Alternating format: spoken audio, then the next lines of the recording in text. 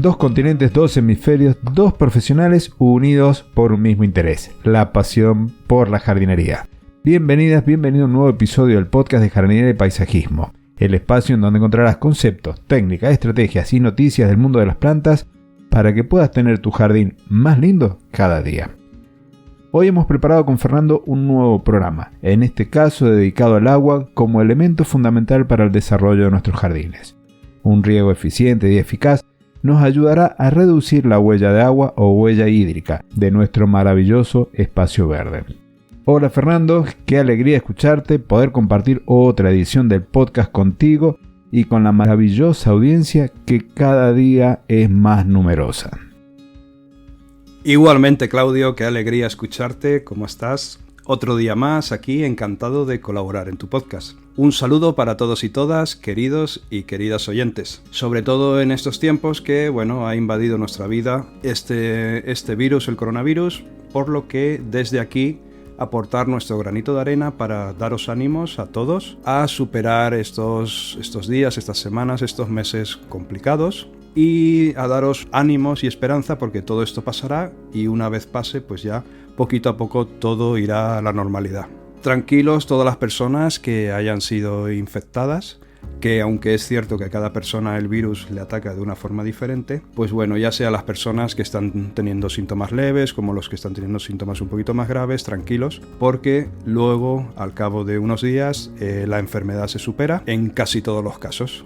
A día de hoy estoy grabando este podcast, estoy infectado de coronavirus, llevo aproximadamente unos 11 días con la enfermedad, ya he pasado la fase más crítica y me encuentro perfectamente, de hecho, aquí estamos, para hablar de lo nuestro, para hablar de jardinería, Claudio, porque además hoy tratamos un tema muy sencillo y muy peliagudo al mismo tiempo, así que al final no sé si es tan sencillo como parece en un principio. Hoy hablamos de cómo, cuánto y cuándo regar el jardín. Hablamos en general del riego de jardín. ¿Tú qué opinas? ¿Esto es un tema sencillo, Claudio? Pues Fernando, la verdad que es un tema que me consultan mucho, sobre todo los tiempos de riego en sistemas automatizados, como si hubiese un número exacto de minutos para poder regar de forma ideal. Antes de continuar, quería compartir mi tranquilidad, mi alegría de que estén mejor, de que te estés recuperando. La verdad que estos días atrás, cuando estábamos preparando la grabación, una angustia invadía el cuerpo, pero bien, ahora contento de que estén mejor y por suerte llevando bien adelante esta sanación, esta pronta sanación del coronavirus. Ahora sí, continuamos con el tema de hoy. Lo que sí, cuando vamos a hablar de riego y del tiempo, hay muchísimas variables a tener en cuenta. Con lo cual, Fernando, corroboro tu apreciación de que no es tan sencillo, pero tampoco se necesita ser un físico de la NASA para poder regar de forma correcta. Solo basta conocer algunos de los conceptos que hoy vamos a ver, que hoy vamos a compartir con nuestra audiencia. Pero para dar comienzo a este tema, lo que voy a hacer es definir qué es el riego. Y el riego es esa técnica que nosotros vamos a utilizar para poder satisfacer las necesidades hídricas de nuestras plantas, teniendo en cuenta que la naturaleza no les garantiza la cantidad de agua propia para cada una de esas plantas. Por medio de la lluvia, del aporte capilar, la naturaleza no está entregando el agua que nuestro jardín necesita. Entonces, el riego es una tarea que nosotros vamos a realizar cuando la naturaleza aporta cantidades insuficientes. El riego también, es determinante en zonas geográficas como por ejemplo en la que vivo yo, que es semiárida, donde el déficit hídrico es general para todas las plantas, sobre todo las cultivadas. También debemos saber que cada planta necesita una cantidad de agua en particular, un cactus va a necesitar mucho menos que un rosal, y además estas cantidades de agua van a variar a lo largo del año, tanto en primavera, en verano, en otoño, las plantas van a necesitar cantidades distintas y de ahí que los sistemas de riego han hecho su aparición y han evolucionado mucho a lo largo sobre todo del siglo XX, en donde se han introducido sistemas de riego donde la presión es importante, primero por medio de la aspersión y posteriormente con sistemas más eficientes como el riego localizado o riego por goteo. Frente a los sistemas tradicionales, estos nuevos que se han generado representan muchísimas ventajas por eso se han impuesto en casi la totalidad de las situaciones. Aparte de lo que ya has comentado, Claudio, yo he recopilado una serie de datos que me han llamado mucho la atención y que a modo de introducción te los voy a relacionar. Mira, aproximadamente el 80% de una planta es agua, el 80%. Y esa cantidad de agua es imprescindible, por tanto, para que las plantas mantengan su estructura, su ser. El agua actúa como vehículo para el transporte de los nutrientes minerales. Los nutrientes, el alimento, discurre por el agua a través de la planta, desde el suelo hasta los órganos, encargados de la fotosíntesis en las plantas. A su vez, redistribuye las sustancias elaboradas en las hojas. Una vez elabora esos alimentos, el agua es el elemento que se ocupa de distribuir esas sustancias en las hojas y por el resto de la planta. Esto, en lugar de llamarlo agua, nosotros lo conocemos como savia, que no es más que agua con diversas sustancias disueltas. Otro dato que me llamó la atención es que las plantas necesitan mantenerse dentro de un intervalo de temperaturas. Cuando las temperaturas suben, las plantas liberan agua por los estomas de las hojas, que son pequeñitos orificios que hay en la epidermis de las hojas, y este agua, al evaporarse, absorbe calor, y así es como la planta consigue regular su temperatura. Y por último, las plantas mueven importantes cantidades de agua, grandes volúmenes de agua. Los grandes árboles pueden mover hasta más de 100 litros diarios a grandes alturas. Atención al dato, 100 litros diarios es muchísima agua. Eso sí, tiene que ser un árbol muy grande. Y las fuerzas que hacen este movimiento posible son dos. La fuerza que llamamos transpiración, que produce una fuerza de capilaridad, y el empuje del sistema radicular. Aparte de estas 4 curiosidades que te he comentado y que os he comentado a todos vosotros y vosotras, entender cómo se comporta el agua en el suelo es muy importante. No solo para saber cuándo es necesario regar una planta por falta de agua en el suelo, sino también para optimizar la gestión de los sistemas de riego. De manera que consigamos 2 cosas. Mantener a las plantas del jardín en buen estado, que es nuestra principal misión, y al mismo tiempo minimizar el consumo de agua y de energía necesario para los sistemas de riego, como sería el caso, por ejemplo, cuando utilizamos una bomba en el sistema de riego, que esa bomba tiene un considerable consumo de energía. ¿De qué depende la capacidad de contener agua en un suelo, Claudio?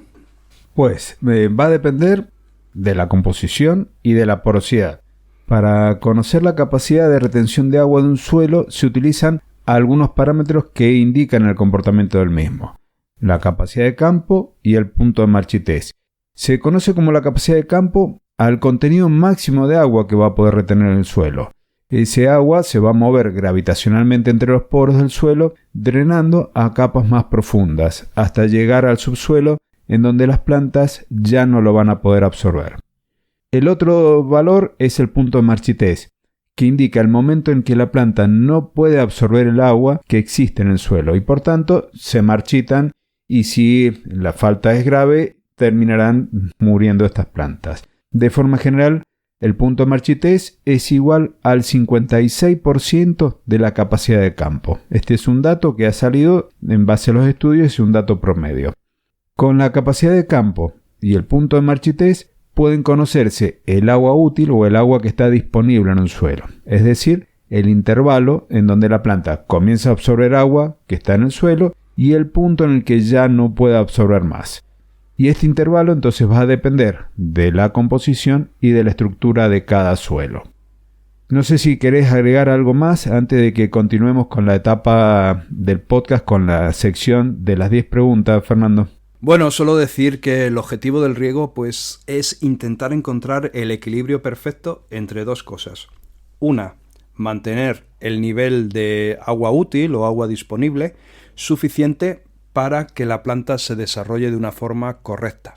O sea, 1, mantener la cantidad de agua suficiente para que la planta no tenga problemas y se desarrolle correctamente. Y 2, intentar economizar el gasto en agua, ya que el agua es un elemento escaso y muy valioso. ¿Y cómo? Pues cuando regamos, no superando la capacidad de campo del suelo, puesto que si superamos esa capacidad de campo, se producen pérdidas de agua, se producen encharcamientos, agua que no se va a aprovechar, y tampoco deberíamos bajar el punto de marchitamiento en las plantas, que produciría efectos negativos en ellas. O sea, tampoco regar tan poquito que llegamos a rozar, incluso sobrepasar ese punto de marchitamiento, a partir del cual la planta ya comienza a sufrir demasiado y a estropearse. Bien, entonces vamos a empezar con las preguntas. Como siempre, la primera es para ti y dice: ¿cuál es el suelo que mejor nos ayudará en el riego de nuestro jardín? Opción A, un suelo arenoso. Opción B, un suelo franco. Y opción C, un suelo arcilloso. Bueno, la primera pregunta, como siempre, es la que rompe esta nueva etapa del podcast. Siempre suele ser la más sencilla, y en este caso yo creo que no hay ningún problema para todos los oyentes en saber que la respuesta correcta es la B. El mejor suelo es un suelo franco. Pero vamos a ver por qué. Los suelos arenosos presentan muy buen drenaje y, por tanto, el agua y los nutrientes pasan al subsuelo con rapidez. Drenan tan bien y tan rápido que no son buenos suelos por ese preciso motivo, porque tanto agua como nutrientes pasan muy rápido, van al subsuelo, a zonas donde las plantas ya no pueden absorber el agua que necesitan. El aporte de materia orgánica a estos tipos de suelo favorece la retención de la humedad en los mismos, es decir, que aportando materia orgánica mejoramos estos suelos y su capacidad para retener el agua. Los suelos francos, que hemos dicho que son los mejores, tienen una adecuada retención del agua, puesto que podemos decir que son suelos intermedios entre suelos arenosos y suelos arcillosos. Y sin embargo, estos suelos arcillosos tienen tendencia a acumular un exceso de agua y a tener poca aireación.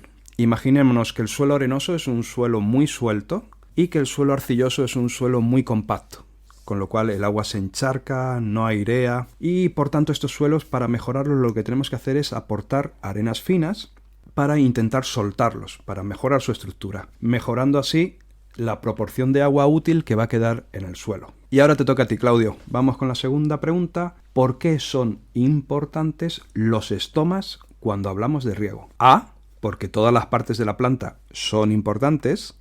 B, porque evitan que la planta se deshidrate. C, porque hacen perder agua a la planta. Bien, Fernando, acá la respuesta correcta es la C, porque hacen perder agua a la planta. En realidad, los estomas son orificios situados en la superficie de las hojas, incluso también en los tallos que son del tipo herbáceo, que tienen el color de la madera verde, y aunque principalmente se sitúan en la parte de abajo de la hoja, en vez de la hoja, también están presentes, como te decía, en otras partes de la planta.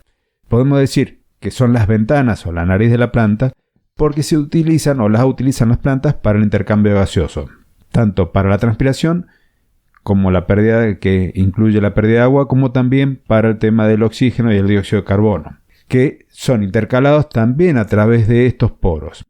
La adquisición de dióxido de carbono y el intercambio de oxígeno son fundamentales para que la planta desarrolle los procesos de fotosíntesis y de respiración. Sin embargo, la apertura de estos estomas, que si se acuerdan de cuando se estudiaba en la primaria, parecen dos porotitos enfrentados. Entonces, la apertura de estos estomas, de este conjunto de células que forman en los estomas, también van a permitir la pérdida de agua de la planta a través de una forma de vapor. En este caso, esto se denomina transpiración. La planta entonces va a regular esta pérdida de agua abriendo y cerrando estas ventanas para que la planta se mantenga en equilibrio. Acá voy a hacer un pequeño paréntesis en este tema para comentar algunas de las adaptaciones que podemos encontrar en el mundo vegetal para tomar y para cuidar el agua. Cuando miramos las plantas de los ambientes secos, tanto semidesérticos, podemos encontrar que algunas hojas tienen un color gris, otras que tienen ceras o que tienen pubescencia, que lo que van a hacer es reducir, por un lado, la temperatura de la superficie de la hoja y con eso van a evitar también la pérdida de agua. Otras plantas lo que hacen es reducir el área foliar, lo que van a hacer es tener hojas más pequeñas, van a dividir las hojas en foliolos, o incluso en algunos casos las van a terminar transformando en espinas para poder evitar eso. A nivel subterráneo, lo que ocurre con las raíces también es sorprendente porque algunas van a explorar superficies extremadamente amplias para poder tomar del suelo cada gota que éste contenga. También van algunas a ir en profundidad. La verdad que la variedad de adaptaciones para cuidar este recurso es muy amplia. Te cuento, Fernando, que acá tenemos en Mendoza una planta que se llama Zampa. Es una variedad del género Atriplex que para poder sacar agua del suelo puede llegar a generar una presión osmótica de hasta 100 atmósferas. Es una barbaridad, la verdad. Luego de este paréntesis, ya vamos a seguir entonces con las preguntas. Y vamos por la pregunta número 3. ¿Cómo debemos regar? Opción A, en profundidad. La opción B es superficialmente. Y la opción C es en días alternos. Vaya, Claudio, con esta pregunta yo creo que has intentado ponérmelo un poco más difícil, ¿eh? Está claro que la B no es, superficialmente no, nunca debemos regar solo superficialmente, porque las raíces no profundizan. Sin embargo, entre la A y la C, creo que es donde has intentado pillarme, ¿eh? No obstante, aunque en días alternos es una buena estrategia para regar, la respuesta correcta sería la A. Hay que regar siempre en profundidad. ¿Por qué? Porque las plantas desarrollan su sistema radicular, sus raíces, en función de sus necesidades. Así que si encuentran el agua cerquita de la superficie, que es lo que ocurre cuando regamos superficialmente, las plantas dicen, como no necesito ir a buscar agua más abajo, más en profundidad, pues aquí paro el crecimiento de mis raíces. Sin embargo, de esta forma, ¿qué les va a ocurrir? Pues que van a ser menos resistentes a la sequía. Si en algún momento, por el motivo que sea, ya no reciben el agua a la que están acostumbradas, no van a tener raíces profundas y por tanto van a ser mucho más sensibles a la sequía. Y al mismo tiempo, por lógica, también van a ser mucho menos resistentes al viento. Van a tener menos agarre, porque las raíces, recordemos que no solo sirven para alimentar a las plantas, para coger los nutrientes del suelo y el agua, sino que también son su elemento de sujeción al suelo. Por contra, cuando regamos en profundidad, lo que hacemos es obligar a la planta a profundizar muchísimo sus raíces, como estamos comentando, y así conseguimos plantas más estables y más resistentes a la sequía. Pregunta 4. ¿Cuándo debemos regar? La pregunta del millón. ¿Cuándo? A primera hora de la mañana. B, a última hora de la tarde. C, las dos respuestas anteriores son correctas. Es decir, a primera hora de la mañana y a última hora de la tarde es correcto. ¡Hala! Ahí va la pregunta también con trampa, Claudio. La respuesta correcta es la C. Sí, hay un poquito de trampa acá.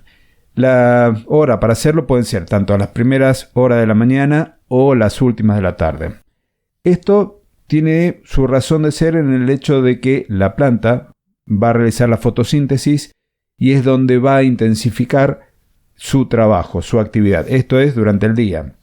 Va a cerrar estomas, va a frenar el intercambio gaseoso, va a tomar dióxido de carbono y demás. Todos estos procesos van a requerir del uso del agua.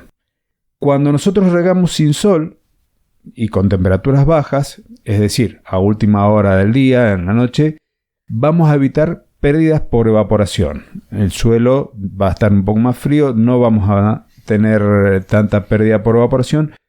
A esta hora el viento no va a interferir tanto en el riego y prácticamente el agua que nosotros estamos aportando va a quedar ahí. ¿Qué problema tendríamos nosotros si hacemos el riego en este momento? Por un lado, sabemos que lo positivo es que el agua se conserva, pero lo negativo es que nosotros tenemos la posibilidad de que aumenten la influencia de, por ejemplo, los hongos. En este caso, la incidencia de enfermedades es más proclive de que se produzca cuando nosotros regamos a última hora. No obstante, si nosotros queremos evitar este tipo de enfermedades, lo recomendable es regar al amanecer, a primera hora de la mañana. En este caso, las plantas, después de ese reposo nocturno, van a comenzar a usar el agua disponible en el suelo. Y quería agregar también que si nosotros estamos regando a primera hora de la mañana, lo ideal sería antes de que esté pegando el sol en nuestro jardín.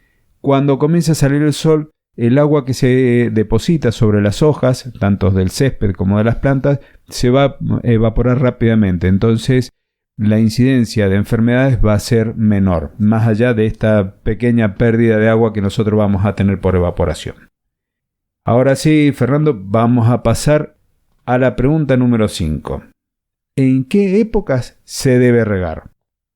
Opción A, en primavera y verano.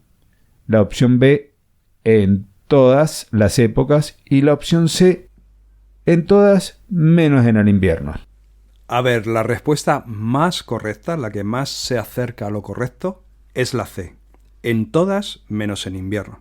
Pero con ciertos matices. La época del año en la que se debe regar es muy variable y va en función de las condiciones climáticas, lógicamente, que hay en cada zona. Así tenemos que en invierno, para las plantas que están en parada vegetativa, y también incluimos los céspedes también hacen parada vegetativa, en invierno no es necesario regar, pero si la lluvia en esa época o en esa zona en invierno es muy escasa, y el césped ya empieza a mostrar síntomas de sequedad, se recomienda dar un riego de apoyo aproximadamente cada 20-25 días. Esto, ya digo, hay que personalizarlo a cada zona y a cada clima, o incluso a cada año, porque cada año es diferente. Sin embargo, en primavera, los meses que las lluvias no cubran las necesidades del jardín, debemos regar en días alternos, cada 2 días, algo así.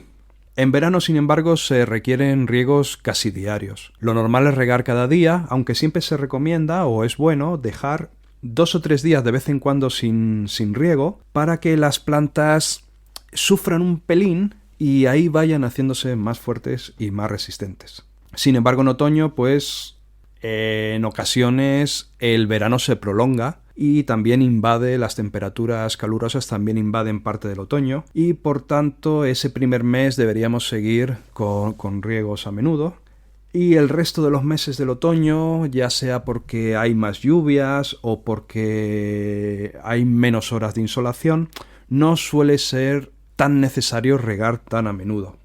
Una vez más, va a depender del clima de cada zona, de cada lugar y de cada año. Vamos con la pregunta 6. ¿Cuánto, qué cantidad, cuánto debemos regar? A, lo que necesiten las plantas, ya que nuestra misión es mantenerlas en el mejor estado posible. B, lo que esté estipulado por el ETP. Luego ya dirás lo que es el ETP, Claudio. Y C, menos de lo que necesiten las plantas, porque así lo que conseguimos es hacerlas más resistentes. Bien, Fernando, acá yo creo que el hecho de hablar de una sigla como el ETP ya nos deriva la atención para ese lado. Y es así, la respuesta correcta es lo que está estipulado por el ETP. Pero bien, ¿qué es el ETP? El ETP es la evapotranspiración potencial. ¿Y qué es esto? Bueno, es el agua que se va a evaporar, que se pierde por evaporación del suelo y por la transpiración de las plantas durante un periodo de tiempo y en unas condiciones muy específicas. El suelo tiene que estar cubierto de una vegetación que es densa, que es baja, que es homogénea, en plena actividad de desarrollo y con un suministro óptimo de agua, que va a cubrir completamente el terreno y las necesidades. Este terreno es de una notable extensión. Va a depender esencialmente entonces de las condiciones atmosféricas, por ello puede determinarse a partir de datos climáticos. Si nosotros analizamos la evapotranspiración mensual y las precipitaciones mensuales de una determinada zona, vamos a saber cuáles son los meses que nosotros tenemos déficit hídrico, qué tan grande o qué tan grave es ese déficit hídrico, y en consecuencia nosotros vamos a tener que, mediante el riego, aportar la cantidad de agua necesaria para que esto no ocurra. De una manera más simple ahora, nuestro jardín va a perder agua. Esa agua la recibe ya sea por las lluvias o la que nosotros estamos aportando mediante el riego. Esas reservas se van a perder del suelo, una por la evaporación y la otra por la transpiración de las plantas. Esa cantidad de agua se calcula y hay tablas con valores promedios que están disponibles, por ejemplo, para algunos lugares. Si nosotros tomamos, por ejemplo, en el caso propio de Mendoza, donde nosotros tenemos esos datos accesibles en Internet, y elegimos una fecha como por ejemplo el 8 de marzo, en una estación agrometeorológica de la provincia, que estamos hablando del INTA de Junín. En este caso, ese día la evapotranspiración potencial, ese valor fue de 8,3 milímetros. ¿Qué significa esto? Bueno, que por metro cuadrado se perdieron 8,3 litros de agua. Entonces nosotros tendríamos que estar regando para devolverle al suelo esa cantidad de agua, y mantenemos entonces siempre nuestro jardín, nuestro terreno, con la cantidad de agua que las plantas van a necesitar y van a utilizar. No obstante esto, en términos muy generales, podríamos decir que un árbol de importantes dimensiones necesitaría entre 200 y 250 litros de agua en todo el volumen de raíces que están en el suelo, es lo que van a terminar absorbiendo. Si hablamos de arbustos de más de 2 metros, en este caso necesitaría el suelo tener entre 20 y 50 aguas para que la planta no sufra un estrés hídrico, no una deshidratación. Si hablamos de plantas con flores pequeñas, plantas pequeñas, estamos hablando de 0,2 a 0,5 litros. Y en el caso del césped, podríamos decir que por cada metro cuadrado de césped nosotros tendríamos que estar devolviéndole al jardín por día unos 6 litros. Y ahora sí, va la pregunta número 7, Fernando. ¿Cómo regaremos un césped? Opción A. Mucho. El césped tiene gran necesidad hídrica. B. Lo menos posible para hacerlo resistente a la sequía. Y la opción C, Fernando. Le daremos un riego medido y estudiado según diferentes factores. La mejor respuesta es la C. Le daremos un riego medido y estudiado según diferentes factores. ¿Por qué? Un exceso de agua produce un incremento de las enfermedades. Produce, como ya hemos dicho, raíces poco profundas. Produce pudrición de las raíces debido al encharcamiento de agua. También un incremento del gasto económico. Gastamos mucho agua y, por tanto, desaprovechamos un recurso muy valioso. Por tanto, siempre la máxima es mejor regar menos que más. Es mejor pecar de regar menos que pasarnos regando. La frecuencia, o sea, cada cuánto tiempo regamos, suele determinarse por la apariencia del césped. O sea, nosotros miramos el césped y el césped nos habla. Debemos ser capaces de evaluar por el aspecto que tiene el césped cuál es su necesidad y cuál es la frecuencia de riego que debemos darle. Se debe ir reduciendo la frecuencia al máximo hasta que se observa que la pradera, que el césped, comienza a perder un poquito, digo solo un poquito, comienza a perder un poquito de calor. Y es a partir de aquí cuando debemos incrementar ligeramente la frecuencia del riego. Por ejemplo, empezamos a regar cada 3 días. Eso significa que 2 días no regamos y 1 sí. Y vamos observando el césped. Que vemos que el césped empieza a coger ese color un poco tirando azul, un poquito que ya se nota que le falta agua, pasamos a regar un día sí, un día no. Y así vamos jugando según el césped nos lo vaya pidiendo. Si damos una frecuencia menor, es decir, que regamos cada más días, o sea, con más separación entre riegos, pero por contra aportamos más cantidad de agua, que el suelo quede más empapado, lo que se consigue es obligar al sistema radicular a profundizar más, que ya hemos dicho que eso nos interesa, que las raíces profundicen nos interesa mucho, porque van a explorar más terreno y van a ser más resistentes a la sequía. Una frecuencia demasiado baja por contra, regar muy a menudo, regar todos los días, o incluso hay muchas personas que regan 2 veces en el mismo día, lo que hace es que el césped desarrolle unas raíces muy superficiales con todo lo negativo que ya hemos comentado que ocurre cuando hacemos eso. Y sin embargo, si regamos muy poco, lo que vamos a provocar es sequía en el césped, vamos a perjudicar el césped. Si hablamos de la dosis de riego, que es la cantidad de agua que se añade en cada riego, o sea, estamos hablando de litros por metro cuadrado, la determinamos mediante la duración de ese riego. El volumen de agua que vamos a añadir será el mínimo que haga que el césped se mantenga en buen estado y verde, que es nuestro objetivo. Y es imprescindible entonces conocer el caudal y el solapamiento de nuestros aspersores. Es decir, nosotros necesitamos saber cuánto, qué caudal, qué cantidad de agua vierten nuestros aspersores, nuestro sistema de riego. Porque en base a ese dato vamos a saber si tenemos que regar 2 minutos, 3, 4 o 5. A mí me preguntan muchísimas veces ¿cuánto tiempo enciendo los aspersores? Pongo los aspersores, programo los aspersores. Y claro, la respuesta es difícil porque cada riego está diseñado de una forma diferente. Hay riegos que tienen mayor incidencia, los aspersores tienen mayor incidencia sobre el suelo y riegan más, mojan más el terreno, dan más caudal. Y hay otros sistemas de riego que han sido diseñados con menos aspersores, que riegan menos y por tanto necesitan más tiempo. Pero bueno, en términos generales de media, por dar un dato, como ya ha comentado Claudio anteriormente, se considera que en época de calor y en época de pleno rendimiento del césped, la medida orientativa es regar el césped 6 litros de agua por metro cuadrado cada día. Entonces ahora pasamos a la pregunta número 8, que es ¿cuál es el mejor sistema de riego para las plantas? Ya no hablamos de césped, ahora ya hablamos de plantas.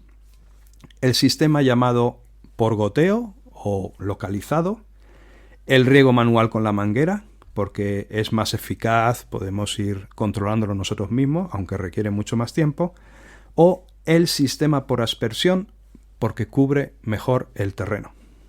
La respuesta correcta es la A, el sistema de riego por goteo, porque es el sistema que va a proporcionar mayor ahorro de agua, ya que vamos a regar directamente sobre el suelo y en la zona de la raíz de cada planta, sin mojar su parte aérea, es decir, no vamos a estar mojando las hojas con este sistema de riego. Lo que vamos a hacer es entregar el agua también bajo presión, que va a ir a su vez distribuida por una serie de tuberías que van a estar estratégicamente ubicadas en el jardín en función del diseño de este, hasta que llega a cada una de nuestras plantas. Dentro del riego localizado vamos a poder hablar tanto del riego por goteo como también el de cintas de exudación y finalmente el riego subterráneo. El más utilizado es el riego por goteo, es el más simple. No se aconseja el riego manual porque es la verdad muy ineficiente. Si bien nosotros normalmente en nuestro país utilizamos mangueras de media pulgada para regar, no sé si sabes, Fernando, que una manguera de 1 pulgada que en algunos lugares se utiliza con mucha frecuencia para el riego, puede llegar a estar entregando caudales que superan los 3.400 litros de agua por cada hora de riego. Una barbaridad. Esto hace que los consumos de agua con el sistema de riego sean muy altos y en consecuencia desaconsejados. Asimismo, el riego por aspersión, que es muy útil en la zona del césped, para la parte del césped, no es aconsejado donde están nuestras plantas tanto arbustivas como las herbáceas vivaces o las anuales, porque puede perjudicar el cuello de la raíz y a la corteza de los arbustos porque favorece la aparición de hongos. Asimismo, los arbustos de flor que se mojan habitualmente por el riego no son los más bonitos, son más propensos a desarrollar o a sufrir enfermedades y la floración va a caer tanto en calidad como en cantidad. Por lo tanto, las flores van a durar menos y lo que buscamos nosotros es que el jardín esté más lindo durante mucho más tiempo. Y ahora sí, vamos al tema que hemos estado hablando antes del riego. Vamos entonces con la pregunta número 9. ¿Cuántos minutos regar el césped? Opción A, 10 minutos como media. Opción B, 20 minutos como media. Y opción C, depende del sistema de riego que se tenga. Bueno, tanto la respuesta A como la B son demasiado generalistas. Podrían estar bien para dar una orientación, pero es demasiado generalista. La respuesta correcta es la C, que es que depende del sistema de riego que se tenga, como había comentado anteriormente. Las necesidades de riego de césped en verano tienen una media aproximada, cuando hablamos de césped, de 6 litros por metro cuadrado y día, como hemos comentado. En una instalación actual, un sistema de aspersores aporta aproximadamente unos 12 litros por hora y metro cuadrado. Y un sistema de difusores aporta aproximadamente unos 40 litros por hora y metro cuadrado. Por tanto, podríamos decir de forma general, siempre guardando las distancias, que si tenemos un sistema de riego cuyas zonas están formadas por difusores, supongo, queridos oyentes, que sabéis, difusores es el elemento de riego que, digamos, que sube y riega por difusión pero sin moverse, o sea, está estático regando la zona a la que tiene alcance, ¿no? Pues ahí estaríamos hablando de que deberían regar entre unos 7 y 8 minutos al día. Hablamos siempre en época de calor y en época de pleno desarrollo de las plantas, del césped en este caso. Y si tenemos nuestro sistema de riego o algunas zonas de nuestro sistema de riego formado por aspersores, que aspersores son esos elementos del riego que no solo riegan, sino que se van moviendo y van regando. Entonces, en este caso, el tiempo de riego para estos elementos debería ser de entre 20 y 30 minutos al día. ¿Por qué? Pues precisamente por eso, porque como se van moviendo, en ese movimiento digamos que riegan menos la zona, ¿no? Sin embargo, los difusores que están estáticos siempre está cayendo la misma cantidad de agua en toda la zona a la que tienen alcance. Por eso necesitan menos tiempo. Es importante considerar que no se deben mezclar aspersores y difusores, es por pura lógica. No se debe mezclar en una misma fase de riego. Nosotros podemos tener un sistema de riego de, por ejemplo, 8 fases y que quizás 4 sean con aspersores y 4 con difusores. Ahí ningún problema. Lo que está totalmente prohibido por sentido común es no mezclar aspersores y difusores en la misma fase, porque vamos a tener un problema. Como hemos dicho que los aspersores necesitan más tiempo porque se van moviendo y los difusores menos porque están estáticos y están mojando siempre la zona a la que tienen alcance de igual manera, no podemos mezclarlos porque los tiempos de riego son diferentes para ambos. Vamos con la pregunta 10, Claudio. ¿Automatizar el riego es la mejor opción? A, sí. B, no. C, a veces, depende. Bueno, la respuesta correcta sin duda es la A. Todos los sistemas de riego que hemos estado hablando, tanto aspersión como goteo, exudación, pueden automatizarse. Esto es incorporándole uno o varios programadores si se dispone de varios sectores o zonas para regar, de forma tal que podamos aprovechar al máximo la disponibilidad de agua y conseguir además que ese riego sea más uniforme y tenga cierta periodicidad en el tiempo. Para los que no están muy familiarizados con el sistema de riegos presurizados, lo que les puedo comentar es que en general tenemos 3 elementos que lo forman. Las tuberías o las cañerías, que van a estar dispuestas por sectores, los difusores o los aspersores, que es por donde va a salir el agua. Otros de los elementos son las electroválvulas, que son las encargadas de abrir y de cerrar el agua. Es como si fuese una llave, pero del tipo electrónica, un grifo electrónico. Y por último, lo que nosotros hablábamos para poder automatizarlo es un programador electrónico. Esto lo que va a hacer es darle la orden a esas electroválvulas para que abran y puedan permitir la llegada del agua por esas cañerías hasta los difusores o los aspersores. Cada circuito o cada sector entonces va a tener una de estas electroválvulas y un número de difusores que va a depender también de las dimensiones del sector que se esté regando. Automatizar el riego entonces es la mejor opción porque el programador de riego nos va a permitir a nosotros olvidarnos de estar regando de forma manual y hacerlo en los momentos que nosotros estábamos hablando que son los más propicios. Evitar las horas de mayor evaporación.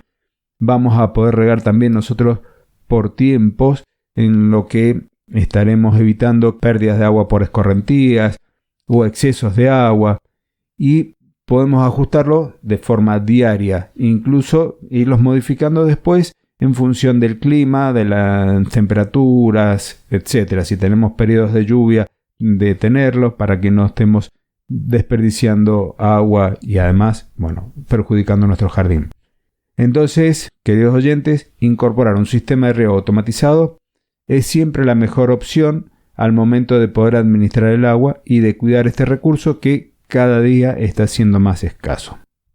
Ahora sí, Fernando, ya hemos hecho las 10 preguntas características de esta etapa, de esta parte del episodio del podcast. En este caso, las 10 preguntas más frecuentes sobre cómo regar, y no sé si querés agregar algo más a lo que hemos dicho ya. Fantástico, Claudio. Bueno, pues yo creo que hemos tocado un poquito todos los aspectos más importantes sobre cómo, cuándo y cuánto regar nuestro jardín, que era el título de este episodio, o sea que estoy bastante satisfecho y bueno, espero, querido y querida oyente, pues que todo lo que hemos comentado pues haya sido útil para ti. Y bueno, no obstante, si te quedó, no sé, alguna duda, pues déjanos tu consulta allí donde estés, en la plataforma que nos estés escuchando, siempre y cuando esa plataforma lo permita, pues déjanos tu consulta, tu comentario, déjanos tu saludo, déjanos tu me gusta, déjanos saber de ti. Y seguro que te podremos atender gustosos. Bueno, perfecto. Entonces hemos llegado al final de un nuevo episodio, Fernando, uno más en este 2020. Mil gracias por tus valiosos aportes. Solo queda despedirnos. No sé si querés hacer el cierre, si no ya voy yo con el cierre tradicional. Cierra tú, Claudio, pero bueno, yo solamente daros un abrazo grande para todos vosotros, para todas vosotras. Nos vemos en el próximo episodio, cuidaros mucho, protegeros mucho y, sobre todo, disfrutar de vuestro jardín lo máximo posible.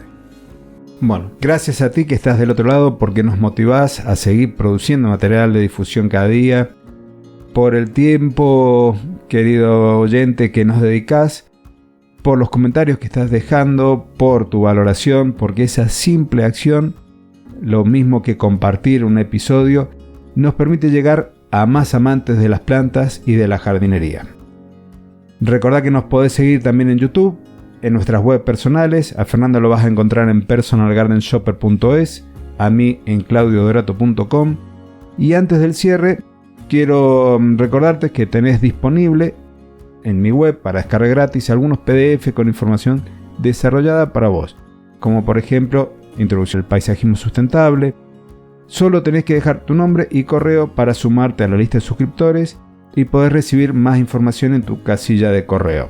Lo mismo, Fernando tiene un boletín de noticias que distribuye con muchísimo valor. Te sugiero que te suscribas también al de él. Y ahora sí, nos despedimos.